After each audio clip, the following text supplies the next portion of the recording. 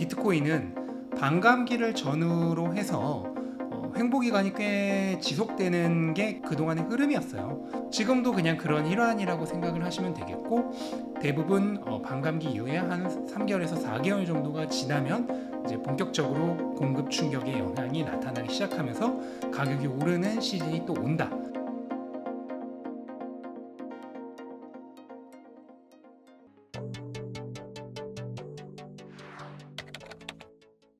네, 안녕하세요. 저는 유튜브 채널 멘탈이 전부다를 통해 투자에 관한 얘기를 전해드리고 있고, 비트코인 슈퍼사이클의 저자 신민철 철이형이라고 합니다. 반갑습니다.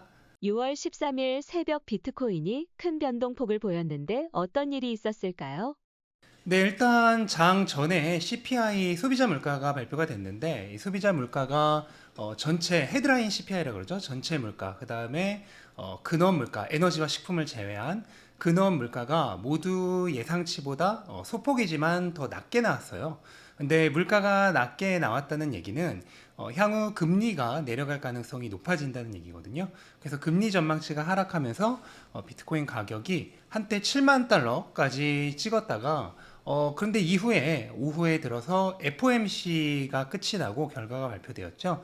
그런데 연준 의원들이 원래 올해에 총 3차례 금리 인하를 한다고 지난 6월에 얘기했었는데, 이번에 그 전망이 2차례도 아니고 한 차례로 크게 하락했습니다.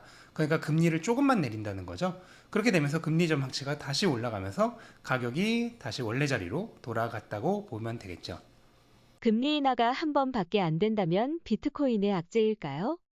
네, 악재라고 봐야죠. 말씀해 주신 것처럼 비트코인은 기본적으로 주식보다 훨씬 더 통화 정책, 그러니까 유동성에 영향을 많이 받아요. 왜냐하면 주식이라고 하는 것은 그 기업이 만들어내는 현금 흐름이 자산의 가치잖아요. 그런데 금, 그 다음에 은, 비트코인과 같은 일명 상품 자산이죠.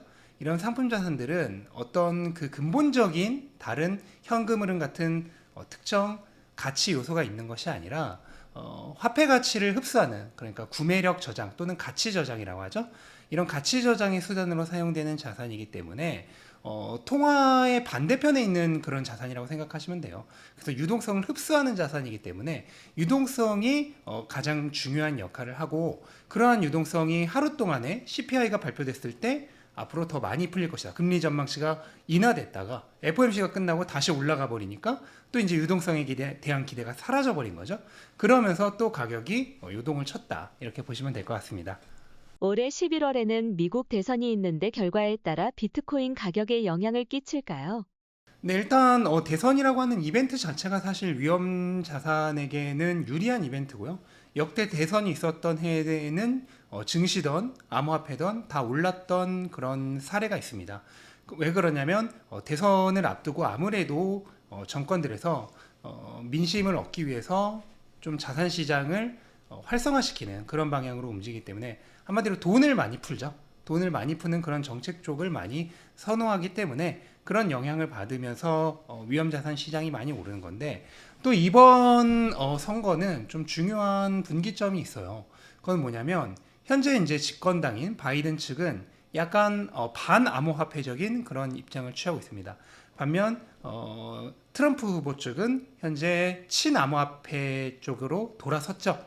그렇게 되면서 어느 쪽이 집권하느냐에 따라서 암호화폐 측에 좀 유불리가 갈릴 것으로 생각이 돼요.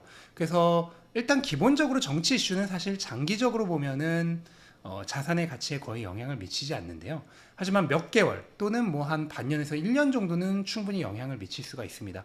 그런데 비트코인 사이클이 내년까지라는 것을 생각을 했을 때 올해 말에 있을 대선은 충분히 영향을 미칠 수 있죠.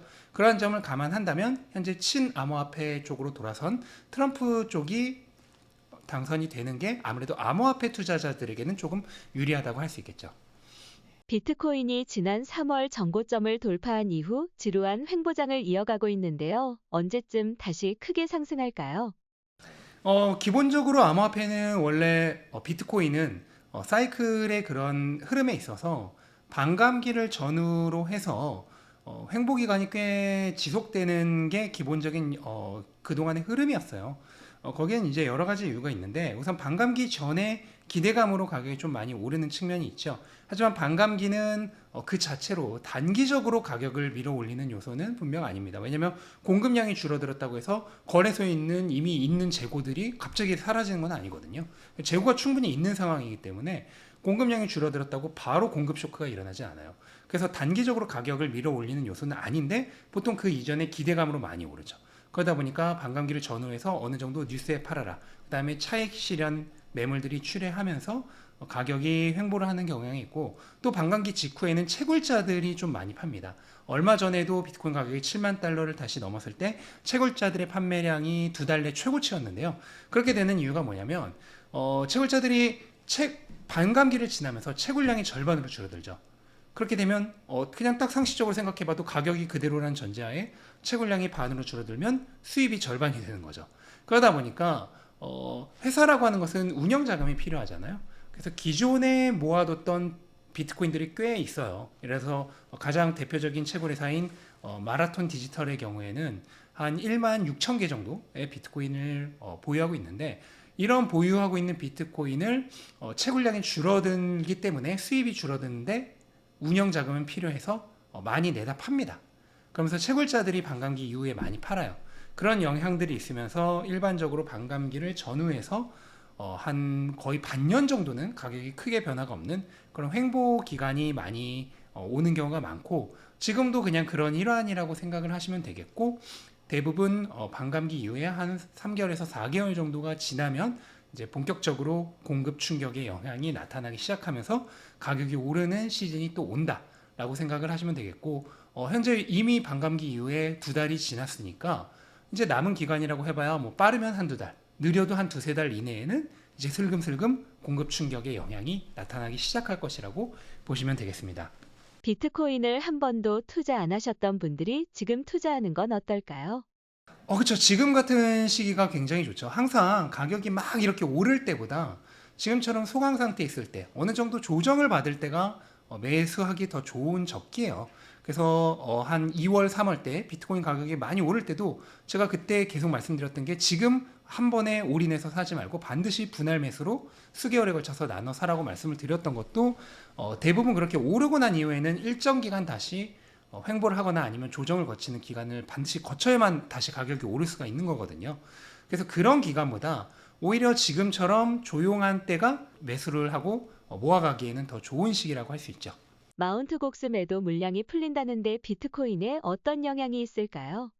네, 마운트 곡스 악재는 사실 10년 묵은 악재인데, 뭐 결론부터 말씀드리면은 그렇게 대단한 악재는 아니라고 보시면 됩니다. 왜냐면 마운트 곡스가 가지고 있는 비트코인이 약 14만 개 정도 되는 걸로 알려졌는데, 그게 올해 한 10월까지 반년간에 걸쳐서 이제 분할로 채권자들에게 돌아가게 되는데요.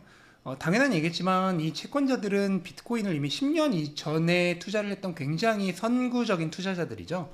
그러다 보니까 당연히 비트코인 사이클이라는 것에 대해서 꿰고 있을 거고, 이제 사이클이 본격적인 상승장으로 접어들려는 이 타이밍에 그거를 받자마자 전액 매도한다라고 하는 건 사실 좀 생각하기 어렵죠. 한 절반 정도가 매도 물량으로 나온다고 할 때 한 7만 개 정도가 반년간에 걸쳐서 이제 분할로 나오는 거라고 보시면 되는데요. 비트코인 지금 하루 거래량이 50에서 70만 개입니다. 그러니까 7만 개라고 해봐야 하루 거래량의 한 10분의 1밖에 안 되는 게 심지어 반년간에 걸쳐서 분할로 나온다. 그렇다고 하면은 거의 유동성에 녹아서 소화된다고 보시면 되겠죠. 올해 비트코인 ETF가 승인되면서 제도권으로 들어왔다 볼 수 있는데요. 따라서 예전과 같은 변동폭은 없을 것이라는 의견에 대해 어떻게 생각하시나요? 네, 모든 자산은 시가총액이 늘어나고 많은 투자자들이 참여할수록 점점 변동폭이 줄어듭니다. 그거는 뭐 당연한 건데, 다만 비트코인 같은 경우에 아직도 시가총액이 뭐 1조 달러를 조금 넘는 수준의 자산이기 때문에 여전히 변동성이 클 여지는 있고요. 다만 이거는 자산이 성장해 나감에 따라서 점진적으로 축소될 것이란 것은 저도 동의를 합니다. 그래서 이번 사이클까지는 아직도 작은 자산이고 이제 막 현물 ETF들이 들어오고 있기 때문에 여전히 높은 상승 가능성이 있지만, 다음 사이클, 다다음 사이클 이렇게 가면 갈수록 조금씩 이 변동폭과 그 다음에 수익 가능 폭은 줄어들 수 있겠죠.